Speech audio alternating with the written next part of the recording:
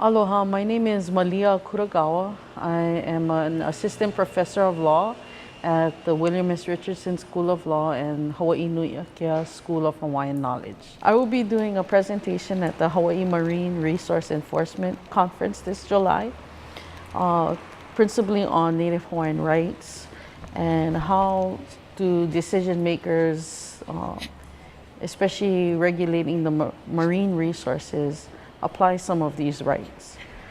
Basically, I will be covering state constitutional and statutory laws that recognize traditional and customary practices. I will also be looking at particularly the public trust doctrine, how it's been applied principally with freshwater, but how it can also be applied to our marine resources. For example, our state constitution protects the traditional and customary rights of Native Hawaiian ahupua'a tenants. So these are people who reside within an ahupua'a, and there are specific rights that they have to gather and access these resources. What has happened in Hawaii has been a change from the konohiki fisheries system, a privatization of our fisheries, to an opening of the fisheries into the public domain.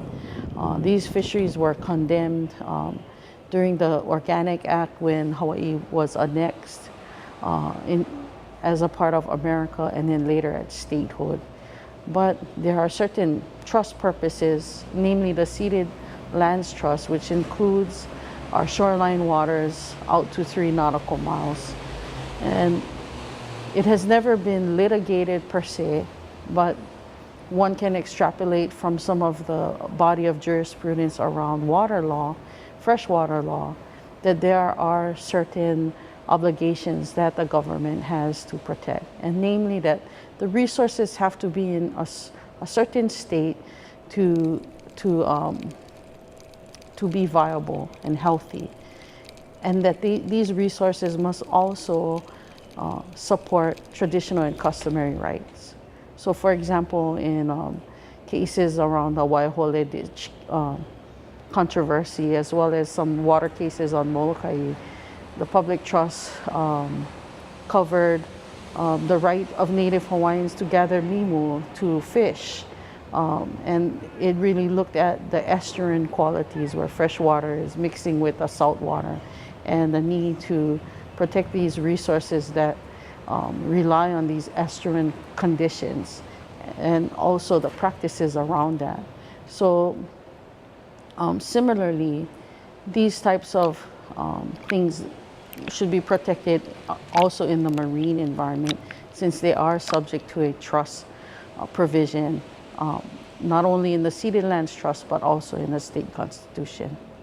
So I will be covering some of those aspects, and also looking at devices or mechanisms already within government agencies like the Department of Land and Natural Resources that can help the enforcement officers be able to apply these traditional and customary Hawaiian rights in a very real way and in a real setting. So I'll be covering community-based subsistence fishing areas and what that law implies, and how the department can begin to look at the rulemaking process, and how to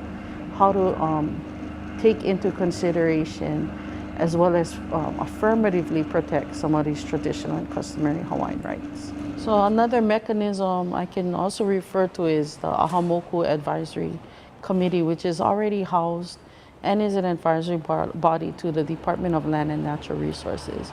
I believe it's an underutilized resource, and some islands are already integrating it, Molokai specifically.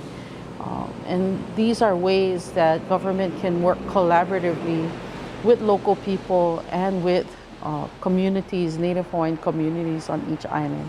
So I'll be touching on those issues as well in my presentation.